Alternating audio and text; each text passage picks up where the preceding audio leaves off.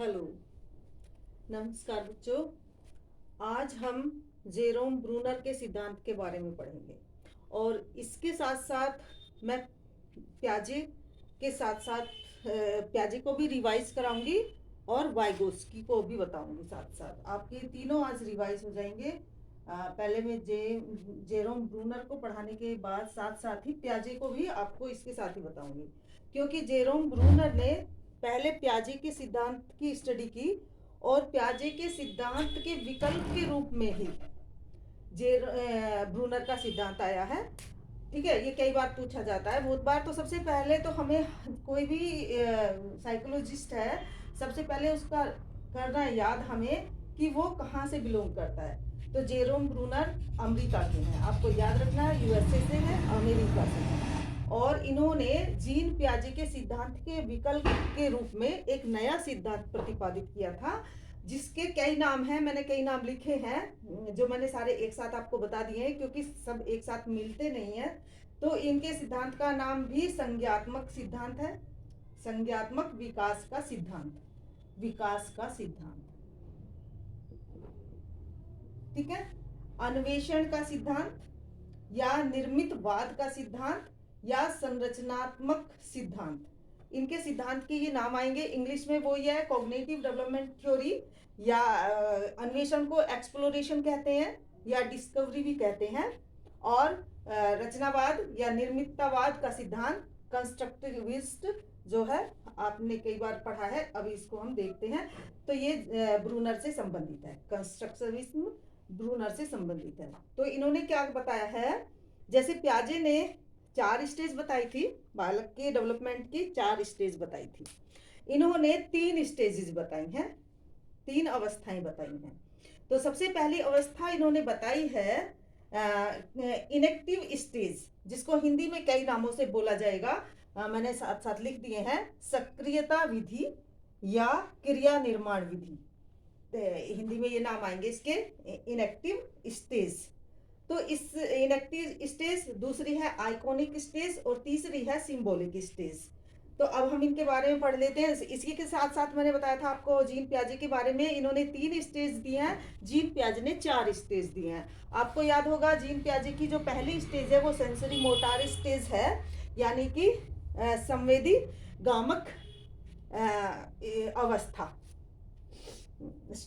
शारीरिक गामक अवस्था, संवेदी गामक अवस्था, सेंसरी मोटार स्टेज, यानी कि जब बच्चा अपनी ज्ञानेंद्रियों से क्रिया करता है, सीखता है, अभिव्यक्त करता है अपनी भावनाओं को, तो वो स्टेज प्याजे ने बताई थी सेंसरी मोटार, और इन्होंने बताई है इनेक्टिव स्टेज। ठीक है, तो इनेक्टिव स्टेज पे बच्चा क्या करता है, क्या पहचान है कि बच्चा जो है शब्दहीन क्रियाएं करता है। तब तक बच्चा बोलता नहीं है, शब्दहीन। अगर उसको भूख लगी तो रोने लगेगा। ठीक है, और जैसे हाथ पैर हिलाएगा, जल्दी जल्दी से कुछ क्रिया करेगा, अंगूठा चूसने लगेगा, उंगली को मुंह में दे लेगा। इस तरह से ये सारी क्रियाएं कहाँ होती हैं, इनेक्टिव स्टेज पर होती हैं। और ये इसकी है 0 से, यानी कि जन्म से 2 साल तक होती है। इनेक्टिव स्टेज की जो उम्र है वो जन्म से 2 साल तक होती है। ठीक है, आ गया समझ में। इसी तरह से प्याजे की जो पहली स्टेज थी संवेदी गामक, उसकी भी 0 से 2 साल ही है, उसकी भी 0 से 2 वर्ष है। यहाँ पे भी प्याजे ने भी यही कहा है कि इस स्टेज पे बच्चा जो है अपनी ज्ञानेंद्रियों के द्वारा भावनाएं अपनी व्यक्त करता है, अपने हाथ पैर हिलाता है या अंगूठा चूसता है या रोता है अगर उसे कुछ चाहिए होता है। ठीक है, तो ये दूसरी स्टेज है आइकॉनिक स्टेज। आइकॉनिक स्टेज जो 2 से 7 साल तक है।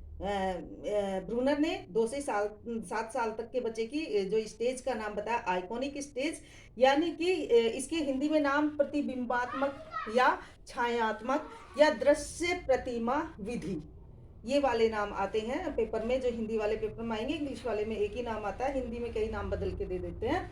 तो दूसरी स्टेज है आइकॉनिक स्टेज, या प्रतिबिंबात्मक या छायात्मक या दृश्य प्रतिमात्मक विधि, जिसको प्याजे ने क्या कहा है, पूर्व संक्रियात्मक, पूर्व संक्रियात्मक। अवस्था। प्याजे ने कहा पूर्व संक्रियात्मक अवस्था, और ये प्याजे ने भी 2 से 7 साल बताया है, और इन्होंने भी, ब्रूनर ने भी आइकोनिक स्टेज को 2 से 7 साल तक बताया। ब्रूनर कहते हैं कि अगर बच्चे को प्रत्यक्षीकरण से के माध्यम से, इस स्टेज पे बच्चा प्रत्यक्षीकरण के माध्यम से सीखता है, जल्दी सीखता है, यानी कि उसको चीजों को प्रत्यक्ष दिखा दो तो जल्दी सीखता है बच्चा, उसके दिमाग में रख लेता है। जिस चीज को हम देख लेते हैं वो हमारे दिमाग में स्थायी हो जाती है।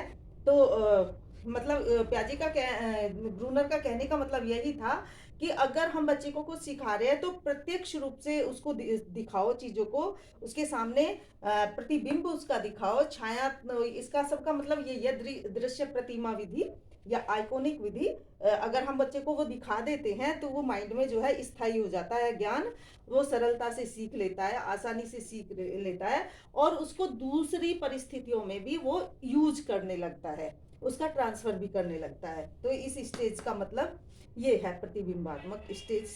ठीक है। अब आते हम जो थर्ड स्टेज है सिंबॉलिक। सिंबॉलिक से आप यहाँ समझना है, क्योंकि सिंबॉलिक से कई बच्चे समझ जाते हैं कि सिंबॉलिक किसी चीज का सिंबल, तो ये सिंबॉलिक का मतलब है कि जैसे ध्वनि, जो कोई भी आवाज है, ध्वनि है, जिस जो हम बोलते हैं, भाषा है, भाषा की जो सबसे छोटी इकाई होती है जिसके हम टुकड़े नहीं कर सकते, वो ध्वनि ही होती है। तो यहाँ पर बच्चा वो संकेत ही होते हैं, ध्वनि संकेत, जैसे ABCDEF इंग्लिश के हैं, ऐसी हिंदी के, किसी भी भाषा के जो ये ध्वनि सिंबल होते हैं, संकेत होते हैं, तो यहाँ पर बच्चा उन्हें यूज करने लगता है। ध्वनात्मक इसको अवस्था भी कहते हैं, या संकेतों या चिन्हों की अवस्था पर आधारित आयु इसको बोलते हैं। ये है 7 से 15 वर्ष तक, और इस स्टेज पे आकर बच्चा जो है अमूर्त चिंतन करने लगता है, तार्किक चिंतन करने लगता है, और गणित, भाषा और विज्ञान, इन विषयों के बारे में सीखकर और उनका दूसरी परिस्थितियों में प्रयोग भी करने लगता है। तो ये वाली स्टेज है। ये वाली स्टेज, अगर हम प्याजे की बात करें तो प्याजे ने बीच में एक स्टेज और बताई है, इसमें वो बताई थी मूर्त संक्रियात्मक अवस्था। मैं इसको थोड़ा सा रब कर देती हूँ और अच्छे से लिख देती हूँ। हाँ, तो प्याजे ने बताई थी मूर्त संक्रियात्मक अवस्था, यानी कि या इसका नाम ठोस संक्रियात्मक भी आता है, ठोस, या इंग्लिश में कॉन्क्रीट आएगा, कॉन्क्रीट स्टेज आएगा। यानी कि यहाँ पे बच्चा जो है चिंतन स्टार्ट कर देता है, लॉजिक चिंतन स्टार्ट कर देता है, तार्किक चिंतन जो है यहाँ पर शुरू कर देता है, प्रारंभ कर देता है इस स्टेज पर, मूर्त पर। ये कई बार क्वेश्चन आते हैं कि बालक जो है तार्किक चिंतन शुरू किया, प्रारंभ किया, तो वो कौन सी स्टेज पर किया है, इस पर, मूर्त पर। ठीक है। चौथी स्टेज, और ये जो है प्याजे ने बताई है 7 से 11 वर्ष तक, इसकी उम्र बताई है 7 से 11 वर्ष। और चौथी स्टेज है अमूर्त, और इसका नाम औपचारिक भी है, औपचारिक चिंतन, और इसका मूर्त का अनौपचारिक चिंतन भी नाम आता है, अनौपचारिक। नोट्स बना लो, लिख लो। ठीक है। तो इसका अनौपचारिक नाम आता है मूर्त वाली का, मूर्त संक्रियात्मक का, ठोस या कॉन्क्रीट या अनौपचारिक, ये थर्ड स्टेज का आता है। यहाँ पर बच्चा जो है जो उसके सामने होता है उनके बारे में थिंकिंग करना शुरू कर देता है, लॉजिकल थिंकिंग यहाँ पर स्टार्ट हो जाती है, पर पूरी तरह से जो वो अमूर्त चिंतन करता है वो उसका, या वैज्ञानिक थिंकिंग करता है, सोच, वैज्ञानिक चिंतन, वो सारा इसका चौथी स्टेज पर, जो कि होती है 11 से 15 वर्ष। 11 से 15 वर्ष बताई है, यहाँ भी 7 से 15 वर्ष बताई थी ये वाली स्टेज। ब्रूनर ने भी सिंबॉलिक स्टेज को 7 से 15 वर्ष बताया। बस आपको क्या याद रखना है, आपको याद रखना है कि प्याजे ने कितनी स्टेज बताई हैं, 4 स्टेज बताई हैं, जबकि ब्रूनर ने कितनी स्टेज बताई हैं, 3 स्टेज बताई हैं। प्याजे की स्टेजेस के क्या नाम है, सबसे पहली है सेंसरी मोटार, यानी कि संवेदी गामक, जब बच्चा अपनी ज्ञानेंद्रियों के माध्यम से अभिव्यक्त करता है अपनी अनुभूतियों को, तो वो होती है संवेदी गामक या सेंसरी मोटार, जिसको जो है सेंसरी मोटार, जिसको जो है ब्रूनर ने इनेक्टिव स्टेज बोला है, सक्रियता विधि बोला है, यानी कि बच्चा सक्रिय हो जाता है, उसको कुछ मांगना होता है, उसको कुछ चाहिए होता है, तो वो जो है सक्रिय यानी कि क्रिया करने लगता है, शब्दहीन क्रिया करने लगता है। तब तक बच्चा भाषा नहीं आता है उसके अंदर, लेकिन वो शब्दहीन क्रिया करने लगता है। फिर दूसरी स्टेज बताई है ब्रूनर ने आइकोनिक। आइकोनिक यानी कि प्रत्यक्षीकरण के माध्यम से बच्चा सीखता है। अच्छा, इस स्टेज में, दूसरी स्टेज में जो है भाषा का विकास सबसे तेजी से होता है। ये ब्रूनर ने बताया, ये क्वेश्चन कई बार आता है कि भाषा का विकास सबसे तेज कौन सी अवस्था में होता है, तो वो आइकॉनिक स्टेज है। और ठीक है, और तीसरी स्टेज है 7 से 15 वर्ष, जहाँ पर बच्चा जो है विचारों को बनाने लगता है, गढ़ने लगता है और अमूर्त चिंतन करने लगता है। अब इसका एजुकेशन में, शिक्षा में क्या उपयोग है, क्या फायदा है, तो ब्रूनर कहते हैं कि हमें बच्चे को ना ज़्यादा से ज़्यादा सक्रिय रखना है, बच्चे को ज्यादा से ज्यादा सक्रिय रखना है। सक्रियता का सिद्धांत जो है ये ब्रूनर की तरफ से है। अच्छा, ये तीन, ये जो है, एक तो ब्रूनर की ये लाइन है, बालक नग्न बंदर की तरह नहीं है, बल्कि बालक संस्कृति युक्त है। तो आप याद रखना, अगर ये लाइन आ जाए और पूछी जाए ये किसकी है, तो आप याद रखना ये ब्रूनर की है। ठीक है, वैसे बंदर वैसे ब्रूनर, आप इस तरह से याद कर सकते हैं। ठीक है ना, बालक नग्न बंदर की तरह नहीं है, बल्कि संस्कृति युक्त है। तो ये किसने कहा है? ब्रूनर ने कहा है। याद रहेगा ना, वैसे बंदर और वैसे ब्रूनर। अच्छा, दूसरा ब्रूनर ने बोला है कि सबसे अच्छा जो उद्दीपक होता है, यानी कि स्टिमुलेशन होता है, वो विषय के प्रति रुचि होता है। बच्चा सबसे अच्छा कब सीखेगा? जब उसकी विषय के प्रति रुचि होगी। ठीक है, तो और ये कहा है सीखने की परिस्थिति में बच्चे सक्रिय रूप से भाग लेंगे, ये ब्रूनर ने कहा है। ठीक है, इसी के साथ प्याजे की आ गए हमारा। प्याजे की 4 स्टेजेस होती हैं, ब्रूनर की ने 3 स्टेजेस बताई हैं, प्याजे ने 4 स्टेजेस बताई हैं, वो मैंने आपको बता दी। ठीक है, अब हाँ, इसके साथ अगर मैं वाइगोत्स्की की बात करूं, अच्छा प्याजे कहाँ से हैं? मैंने कहा कि जो भी थिंक ये मनोवैज्ञानिक है जिसने सिद्धांत दिए हैं, हमें उनके देश का भी नाम याद रखना भी, कहाँ से बिलोंग करते हैं। ब्रूनर अमेरिका से हैं, प्याजे स्विट्जरलैंड के हैं। आपने तो पढ़ तो लिया होगा, आप तो रिवीजन चल रहा है आप सबका। तो प्याजे स्विट्जरलैंड से हैं। प्याजे को कैसे याद करोगे? प्याज जो है स्वाद बढ़ा देती है। प्याज स्वाद बढ़ा देती है, तो प्याज स्वाद यानी कि प्याजे स्विट्जरलैंड से हैं। ठीक है, ब्रूनर अमेरिका से हैं।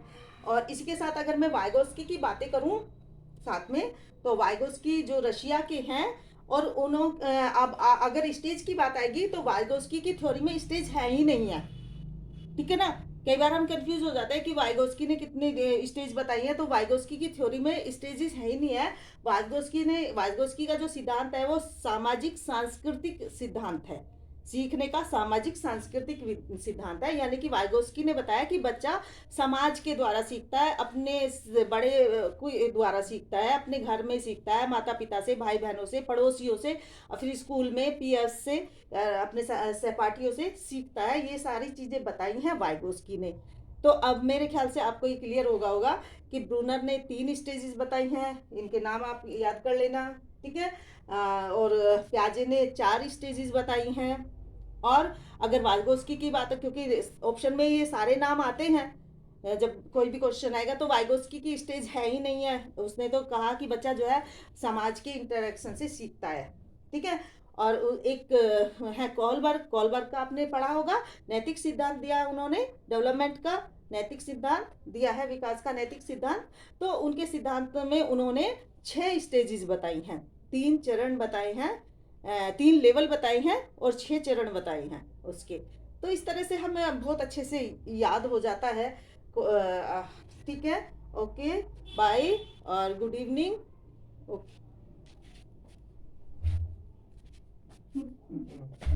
पढ़ा रही मैं।